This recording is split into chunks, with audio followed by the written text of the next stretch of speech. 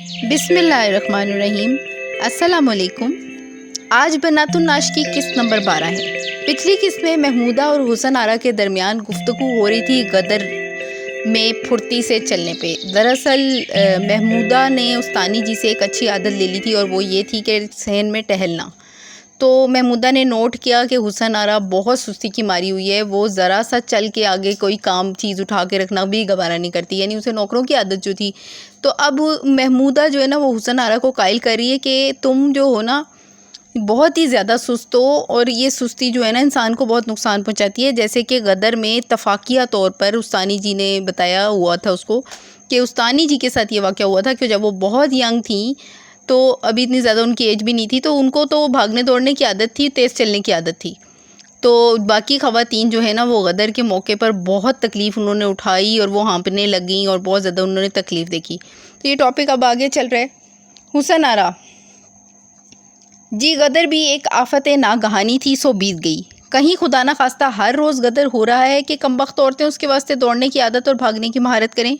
محمودہ: بات میں بات میں نے بیان کی، میرا بھی یہ مطلب نہیں کہ عورتیں گھروں میں گھوڑ دوڑ کیا کریں، مگر اتنی الکسی یعنی سستی بھی ٹھیک نہیں کہ ڈیوڑی تک جائیں تو ہانپنے لگیں، کوٹھے پر چڑھیں تو سانس پیٹ میں نہ جائے، اٹھنے بیٹھنے چلنے پھرنے میں تو پھرتی چاہیے نا۔ حسن آرا: خیر اب وہ زمین کا گول ہونا تو ثابت کیجئے کہ آپ اس بات کو ٹالنا چاہتی ہیں۔ محمودہ: ہاں تو یہ آنگن 50 گز لمبا ہے، اس سرے سے اس سرے تک 35 یعنی 5 کم 2 بیسی پھیرے کرو۔ تو 2 بیسی کہتے ہیں 40 کو، تو اس کے کہنے کا مطلب ہے کہ 35 پھیرے کرو، 1 میل ہو اور 2 میل کا 1 کوس ہوتا ہے، ٹھیک ہے۔ حسن آرا: اتنا بڑا میل اور اتنا بڑا کوس ہوتا ہے؟ محمودہ: اب کتب صاحب کی لاٹ کو فرمائیے کہ کئے ہزار کوس لمبی ہے؟ حسن آرا: میں تو جانتی ہوں کہ اس حساب سے پوری میل بھر لمبی بھی نہ ہوگی۔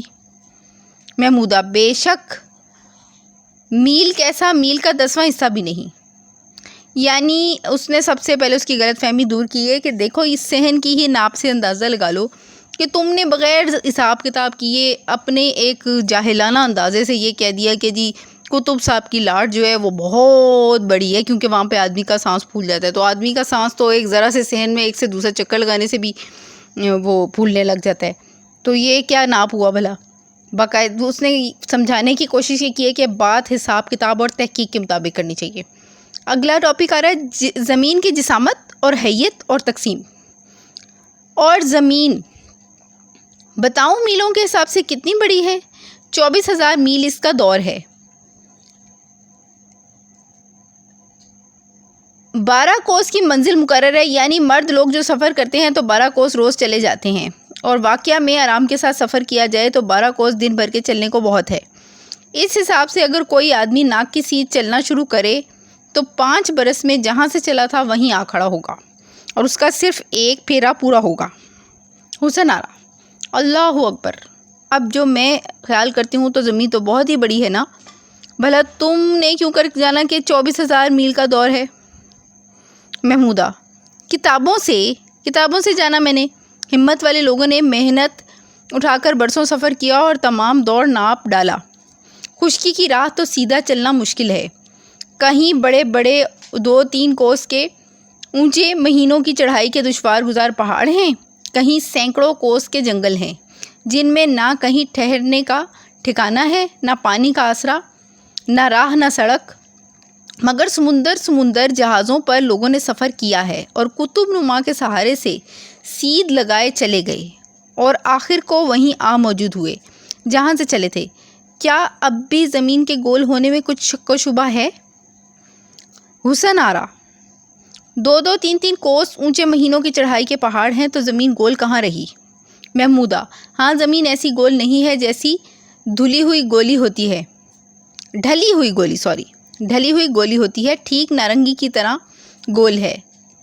آخر دکھن، یہ وہی شروع اور آخر یہ سمتوں کا ذکر ہے، دونوں سرے پچکے ہوئے اور جیسے نارنگی کے چھلکے، آئی تھنک یہ اسپیئر شیپ کی بات کر رہے ہیں، پر پھنسیاں ابھری ہوئیں۔ اسی طرح زمین پر یہ پہاڑ ہیں۔ جو شخص پہاڑوں کو دیکھ کر زمین کے گول ہونے میں شک کرے اس کو زمین کی بڑائی کا تصور نہیں۔ اب مٹکے پر ایک رائی کا دانہ رکھ دو. رائی بہت چھوٹی سی ہوتی ہے نا, تو اس کی گولائی میں کیا فرق آ جائے گا؟ حسن آرا: زمین کو تو میں پہلے سے ہی بڑی جانتی تھی مگر ٹھیک اندازہ معلوم نہ تھا. محمودہ: تم خاک بھی بڑی نہیں جانتی تھیں. ایک میرٹھ اور پانی پت آپ کیا گئیں کہ آپ نے سمجھا تمام روئے زمین کی سیر کر لی؟ حسن آرا: زمین اتنی بڑی ہے تو ہزاروں لاکھوں شہر اس پر بسے ہوں گے. محمودہ: بے شک، مگر اس سے یہ مت سمجھو کہ تمام روئے زمین پر آبادی ہے. 3 حصے میں تو سمندر ہے، ایک حصہ جو کھلا ہے اس حصے میں کل 90 کروڑ آدمی بھی جا بجا بسے ہیں اور جنگل، پہاڑ، دریا بھی ہیں. یہ اس وقت کا اس کا جو ایک حساب کتاب تھا. تمدن کی وجہ. حسن آرا: سب لوگ مل کر ایک جگہ کیوں نہیں رہتے؟ ایک بڑا سا شہر بسا لیں اور سب اسی میں رہیں تو کتنا مزہ آئے. محمودہ: مزہ کیا، خاک ہوگا، سب بھوکے مریں گے. حسن آرا: کیوں؟ محمودہ: کھانے کا اناج میدان میں پیدا ہوتا ہے، اس سبب سے لوگ دنیا میں الگ الگ بسے ہیں. ہر ایک بستی کے آس پاس کچھ میدان جو تنے اور بونے اور اناج پیدا کرنے کے واسطے لگا رکھتے ہیں. سب ایک جگہ بسیں تو ہزاروں کوس کا لمبا چوڑا شہر ہو جائے گا. جو تنے بونے کہاں جائیں گے؟ یعنی کہنے کا مطلب ہے کہ وہ جوتنے بونے، یعنی کہ وہ ہل وغیرہ کہاں جوتیں گے اور کہاں پہ وہ فصلیں کہاں اگائیں گے؟ اور آدمی زندگی کی ضروریات اکیلا باہم نہیں پہنچا سکتا. اس واسطے ہمیشہ تھوڑے تھوڑے بہت آدمی مل کر رہتے ہیں. جہاں تھوڑے آدمی بستے ہوں وہ گاؤں ہے، اس سے بڑھ کر قصبہ، اس سے بڑھ کر شہر، اس سے بڑھ کر ملک اور ولایت. ولایت آپ کو پتہ ہی ہوگا کہ اس زمانے میں پاکستان سے اور برِ صغیر سے باہر کے جو ممالک تھے ان کو کہتے تھے. پاکستان تو غالباً یہ جب کی کہانی ہے، میرے خیال سے آباد ہی نہیں ہوا تھا. تو بعضے گاؤں صرف 4 5 گھر کے بھی ہوتے ہیں اور بڑے شہروں میں تو لاکھوں آدمی ہوتے ہیں. حسن آرا: جہاں صرف 4 5 آدمی ہیں وہ لوگ کیوں کر گزر کرتے ہوں گے؟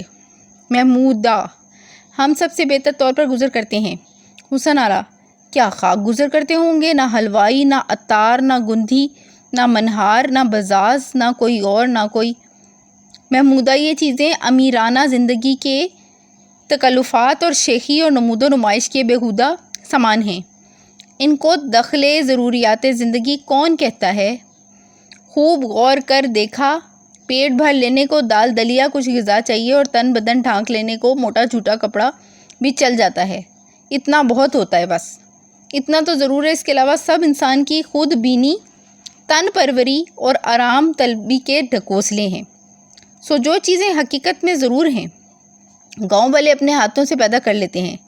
کھانے کا غلہ اور میوے اور ترکاریاں، روئی، تماکو، نیل، سبھی کچھ تو کھیتوں میں پیدا ہوتا ہے، مگر کھانے پینے کی چیزیں جیسی عمدہ اور صاف گاؤں والوں کو میسر آتی ہیں، ہم شہر والے خواب میں بھی نہیں دیکھتے. حسن آرا: بھلا اگر گاؤں میں آدمی بیمار پڑتے تو وہ کہاں سے لے؟ علاج کس سے کرائے؟ محمودہ: گاؤں والے خدا کے فضل سے دوا اور علاج کے محتاج ہی نہیں ہوتے. حسن آرا: اس کا سبب؟ محمودہ: سبب صفائی، آب و ہوا کی عمدگی، روز کی محنت، آب و ہوائے شہر و دیہات کا مقابلہ. حسن آرا: آب و ہوا تو ساری دنیا میں ایک ہی ہوگی. محمودہ: ایک تو ہے، مگر آدمی بکثرت ہوتے ہیں، وہاں غلاظت بہت جمع ہوتی ہے اور اس کی وجہ سے آب و ہوا بگڑ جاتی ہے. آئے دن وبا آتی رہتی ہے، وبا نہیں بھی ہوتی تو شہر کے لوگ اکثر بیمار رہتے ہیں. حسن آرا: گاؤں والے بیمار نہیں ہوتے، مرتے کیوں کر ہیں؟ محمودہ: مرنا اور بات ہے، گاؤں والے زندگی کا لطف تو پاتے ہیں، نہ شہر والوں کی طرح دائم المرض. اور یوں کبھی کبھار دکھ درد ہوتا ہے تو گاؤں والے سہج سا علاج بھی معلوم بھی کیوں نہیں کرتے. جنگل کی بوٹی، درختوں کی چھال اور پتے گھسے، رگڑے، پی گئے. یہ نہیں کہ مصیبتیں پال لیں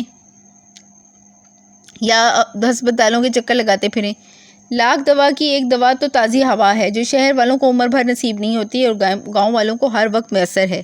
حسن آرا: سب کچھ تو ہے، مگر گاؤں میں جی کیسا گھبراتا ہوگا، نہ محلہ نہ ہمسایہ، کس سے بات کیجیے، کس کے پاس جائیے. محمودہ: شہر میں روز کے روز کون کس کے پاس جاتا ہے؟ جس طرح شہر والے گھر کے کام کاج میں لگے رہتے ہیں، گاؤں والوں کو کھیتی باڑی اور مویشیوں کی خبر گیری کا کیا مشغلہ کم ہے؟ اس سے فرصت ہوئی تو وہ لوگ بھی گھروں میں کام کرتے اور آپس میں جی بہلاتے ہیں. حسن آرا: یہ گاؤں والے نرے اجڑ اور اکھڑ اور بے سلیقہ کیوں ہوتے ہیں؟ محمودہ: بوا خیر النساء، دیکھو حسن آرا بیگم گاؤں والوں کو اجڑ اکھڑا اور بد سلیقہ کہتی ہیں، تم بھی باہر والی ہو، جواب دو۔ حسن آرا یہ گاؤں والے، اچھا ٹھیک ہے میں ایک منٹ بتاتی۔ خیر النساء بیگم صاحب کو گاؤں والوں کا حال معلوم نہیں، سنے سنائے برا کہہ اٹھیں۔ یعنی کہ ہم لوگوں کی عادت ہوتی ہے نا بغیر تحقیق کے کسی کے منہ سے کسی کی برائی سنی تو آگے سے اس کو برا ہی کہہ دیا، تو وہ اس چیز کی بات کر رہی ہے۔ اس کا جواب کیا دوں؟ حسن آرا خیر النساء تم کہاں کی رہنے والی ہو؟ خیر النساء مراد آباد کے ضلع میں شریف پور نام ایک گاؤں ہے، وہیں میرا غریب خانہ ہے۔ حسن آرا شہر میں کب سے ہو؟ خیر النساء کوئی 1.5 برس سے۔ حسن آرا تمہارے گھر میں کام کیا ہوتا ہے؟ خیر النساء کوٹنا، پیسنا، پکانا، ریندنا، کاتنا، سینا، پرونا، گھر کی جھاڑو، بال بچوں کا نہلانا دھلانا۔ حسن آرا میرا یہ مطلب نہیں ہے، میں پوچھتی ہوں تمہارے گھر کے مرد کیا کیا کام کرتے ہیں؟ خیر النساء جو لڑکے ہیں وہ پڑھتے ہیں، جو جوان ہیں کمائی کرتے ہیں، جو بڈھے ہیں وہ گھر کے لڑکے لڑکیوں کو پڑھاتے ہیں اور نماز روزے میں مصروف رہتے ہیں۔ یہاں پہ میں آج کی قسط ختم کروں گی کیونکہ یہ ناول جو ہے وہ کافی طویل ہو جاتا ہے پڑھتے پڑھتے، تو انشاءاللہ تعالیٰ قسط نمبر 13 سے آپ کی خدمت میں دوبارہ حاضر ہوں گی۔ مجھے اجازت دیجیے، اللہ حافظ۔